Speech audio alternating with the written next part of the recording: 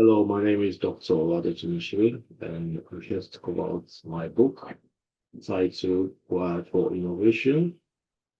So this book sort of talks about several things about life, about the fact that life is a system. Everything we do is a system. You're part of the system. Your experience fits into how you live in that system. Your family, every single member of your immediate environment are part of the system. Your last name, your tribe, where you come from, it's all in the system. It's how you fit into that system.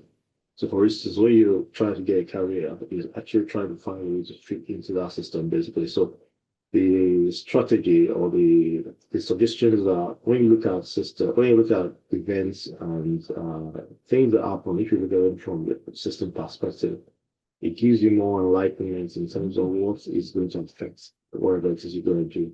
If you're going to get a job in industry, for instance, is that the best way for you to fit into the system? You need to look at that. So thinking of it as a system is that you need to look into the future to see whether that choice actually favors you, whether it's in the right direction for you, and what are your potentials of making success in that area. But ultimately, you realize that one common thing that is usually mentioned in most motivational videos is skills. You need to learn skills. So if you look at it from the perspective of actually try to live in a system, obviously you need as much assets as you can get to live in that system. And all of that is actually acquiring skills, as much skills as you can get.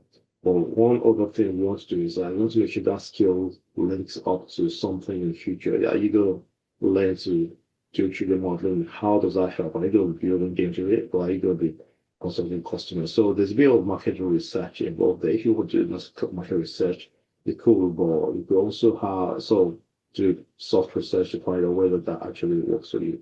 So you're not just wasting your time. So you need to sort of determine your goal, your end goal for taking an action. If you're going to a course, what's your end goal? You want to be a lawyer. You want to be targeting a particular area of law. Yeah, so you want to decide what you want to get to eventually. So the objective of the book is actually to talk about different areas of life, um, actually related to my from a perspective of a system. And it made sense to me that if I looked at my past experience as part of a system, it does mean that there's some sort of systematic behavior in this life. Yeah, so that's all I wanted to say.